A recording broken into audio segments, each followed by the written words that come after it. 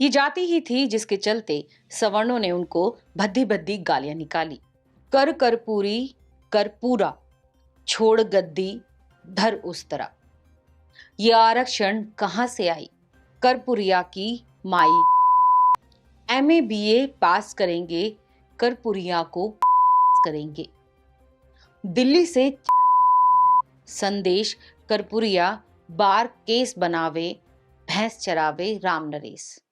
उठ जाग मुसाफिर भोर भई, अब रहन कहां जो सोवत है। शोषितों को चेतनाशील बनाने के लिए बिहार के पूर्व मुख्यमंत्री या फिर यूं कहें भारत रत्न कर्पूरी ठाकुर अक्सर अपने भाषण में ऐसा कहा करते थे। अति पिछड़े समुदाय की नाय जाति से आने वाले कर्पूरी ठाकुर कैसे बने जननायक? हेलो एंड जय भीम, मेरा नाम है बबीता गौतम और आप देखना शुरू कर चुके हैं द वॉइस मीडिया। ये जाति ही थी जिसके चलते सवर्णों ने उनको भद्दी भद्दी गालियां निकाली। उस पर इस वीडियो में आगे आएंगे। आइए जानते हैं भारत रत्न कर्पूरी ठाकुर की कहानी। बिहार के पूर्व मुख्यमंत्री जननायक कर्पूरी ठाकुर को मरणोपरांत राष्ट्रपति द्रौपदी मुर्मू द्वारा देश के सर्वोच्च सम्मान भारत रत्न से सम्मानित किया गया। यह विशिष्ट मान्यता 17 फरवरी 1988 को उनकी मृत्यु के 35 साल बाद मिली। कर्पूरी ठाकुर दिसंबर 1970 से जून 1971 तक और दिसंबर 1977 से अप्रैल 1979 तक बिहार के मुख्यमंत्री रहे।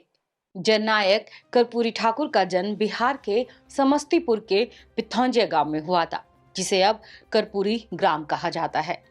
आजादी की लड़ाई में वे 26 महीने जेल में रहे।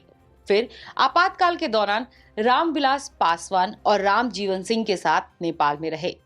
आजादी से पहले 2 बार और आजाद भारत में 18 बार जेल गए। 1952 में बिहार विधानसभा के सदस्य भी बने। दरअसल मंडल कमीशन लागू होने से पहले कर्पूरी ठाकुर बिहार की राजनीति में वहां तक पहुंचे जहां उनकी जैसी पृष्ठभूमि से आने वाले व्यक्ति के लिए पहुंचना लगभग असंभव ही था। वे बिहार की राजनीति में गरीब गुरबों की सबसे बड़ी आवाज बनकर उभरे थे। कर्पूरी ठाकुर बिहार में 1 बार उप मुख्यमंत्री, 2 बार मुख्यमंत्री और दशकों तक विधायक और विरोधी दल के नेता भी रहे। 1952 की पहली विधानसभा में चुनाव जीतने के बाद वे बिहार विधानसभा का चुनाव कभी नहीं हारे। 1967 में पहली बार उप मुख्यमंत्री बनने पर उन्होंने अंग्रेजी की अनिवार्यता को खत्म किया। इसके चलते उनकी आलोचनाएं भी खूब हुई, लेकिन हकीकत ये है कि उन्होंने शिक्षा को आम लोगों तक पहुंचाया।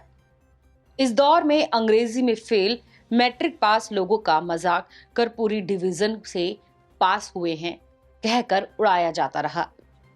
इसी दौरान उन्हें शिक्षा मंत्री का पद भी मिला हुआ था और उनकी कोशिशों के चलते ही मिशनरी स्कूलों ने हिंदी को पढ़ाना शुरू किया और आर्थिक तौर पर गरीब बच्चों की स्कूल फीस को माफ करने का काम भी उन्होंने किया था।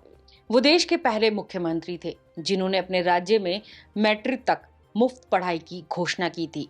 बिहार के तब के मुख्यमंत्री सचिवालय की इमारत की लिफ्ट 4th क्लास कर्मचारियों के लिए उपलब्ध नहीं थी।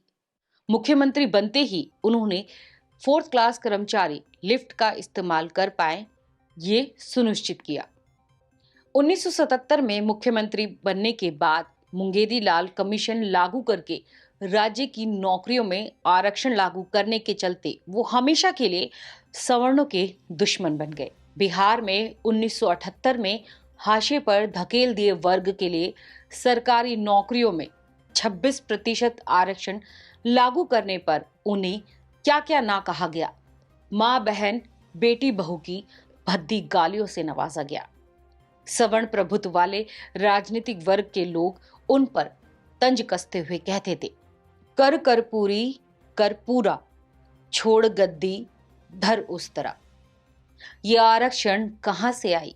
कर्पूरिया की माई। एमए बीए पास करेंगे, कर्पूरिया को करेंगे।